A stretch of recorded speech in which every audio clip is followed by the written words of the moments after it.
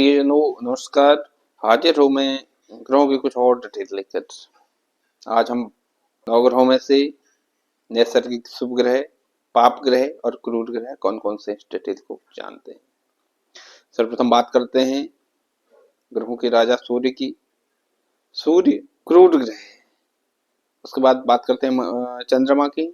चंद्रमा यदि शुक्ल पक्ष का है तो शुभ ग्रह है और कृष्ण पक्ष का है तो पाप ग्रह बन जाता है। उसके बाद बात करते हैं मंगल की। मंगल एक क्रूर ग्रह है। उसके बाद बात करते हैं बुध की। बुध अगर अकेला बुध होता है तो शुभ ग्रह की श्रेणी में रखा गया है, लेकिन अगर वही बुध पाप ग्रह के साथ होता तो पाप ग्रह बन जाता है, क्रूर ग्रह के साथ होता है तो क्रूर ग्रह बन जाता है, और शुभ ग्रह के साथ होता है तो शुभ ग्रह बन जाता है, और अकेला बुध हमेशा शुभ होता है। उसके बाद बात करते हैं गुरु की। गुरु हमेशा शुभ ग्रह की श्रेणी में ही आता है। उसके बाद बात करते हैं शुक्र की। शुक्र भी हमेशा शुभ ग्रह की श्रेणी में आता है। शनि शनि पाप ग्रह की श्रेणी में है। राहु और केतु ये भी दोनों पाप ग्रहों की श्रेणी में आते हैं। उसके बाद बात करते हैं कौन सा ग्रह कब बलि होता है। हमारे कुछ ग्रह ऐसे हैं जो दिन में बलि होते हैं, और कुछ ग्रह ऐसे हैं जो रात में बलि होते हैं, और कुछ ग्रह ऐसे हैं जो हमेशा बलवान रहते हैं। तो आज इस चीज को भी समझ लेते हैं। सर्वप्रथम बात करें सूर्य की, तो सूर्य दिन में बलि होता है। चंद्रमा रात में बलि होता है। उसके बाद मंगल भी रात में बलि होता है।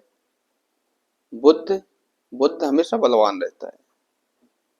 बुध को डिनोट करते हैं बालक से डिनोट करते हैं, और बच्चे को आपने देखा होगा बच्चा दिन और रात हमेशा ही ऊर्जावान रहता है।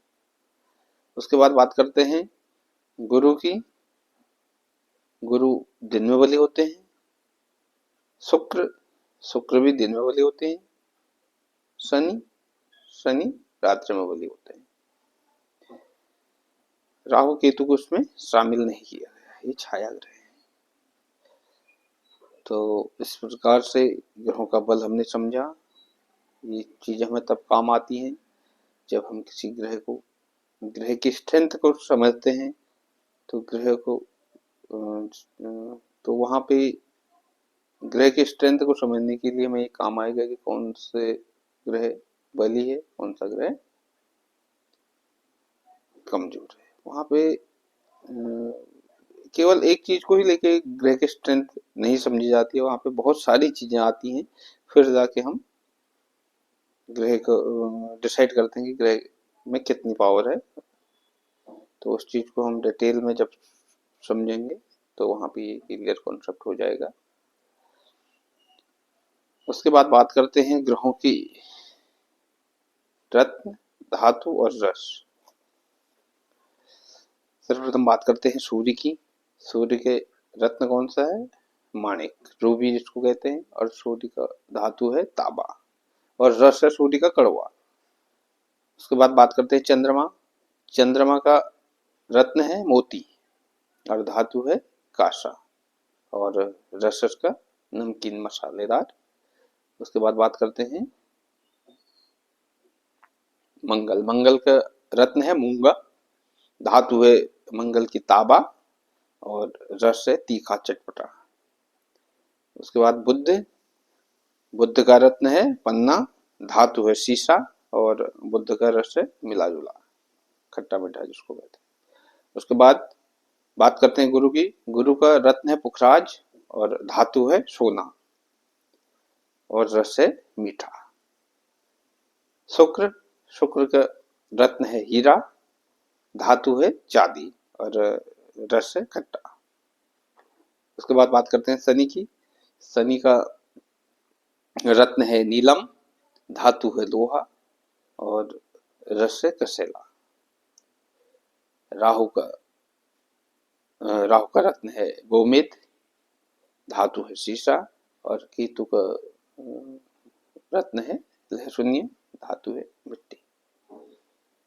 अब ये चीजें हमें कब काम आने वाली हैं? ग्रहों के रत्न, धातुएं ये हमें कब काम आएंगी?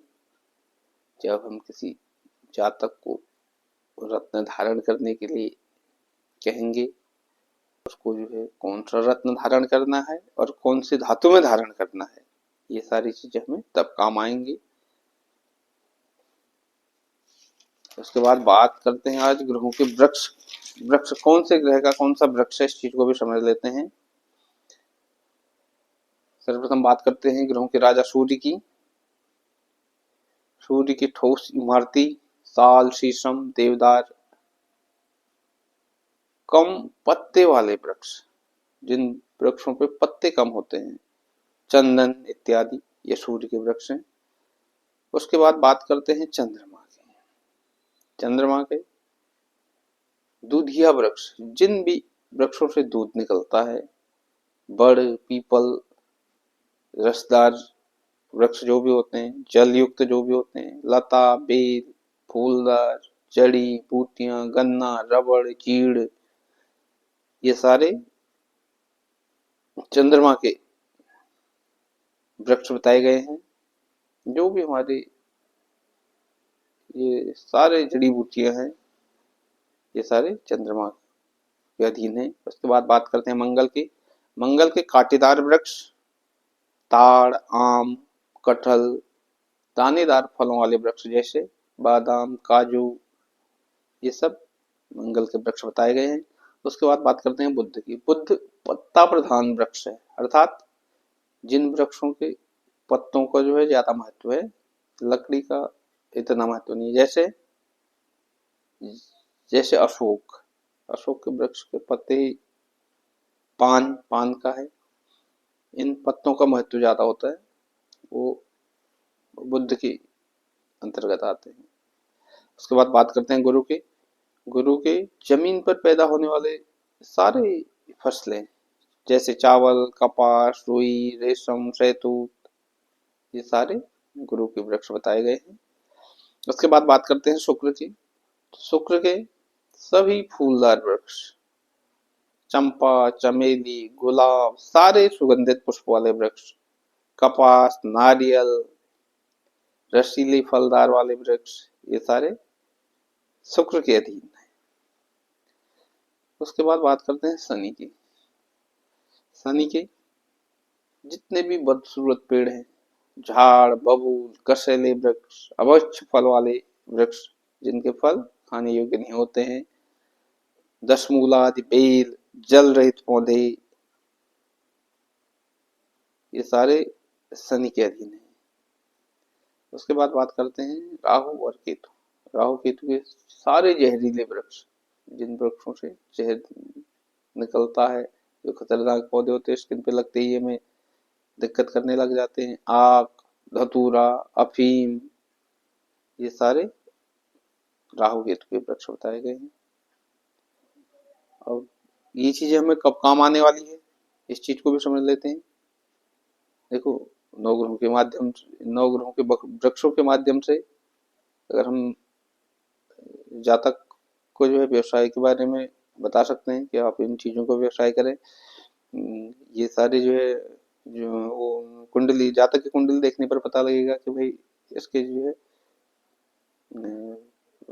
कर्म भाव में कौन सा ग्रह बैठा हुआ है, तो उसके हिसाब से जो है हमें ये इन चीजों का बिजनेस करने के लिए कह सकते हैं। उसके साथ साथ अगर किसी जातक की कुंडली में कोई ग्रह सही अवस्था में नहीं बैठा है, तो उस ग्रह को ठीक करने के लिए हम जातक को सलाह दे सकते हैं कि आप इन वृक्षों की सेवा करें, इन वृक्षों को लगाएं, इन वृक्षों को खाद पानी दें, जिससे जातक का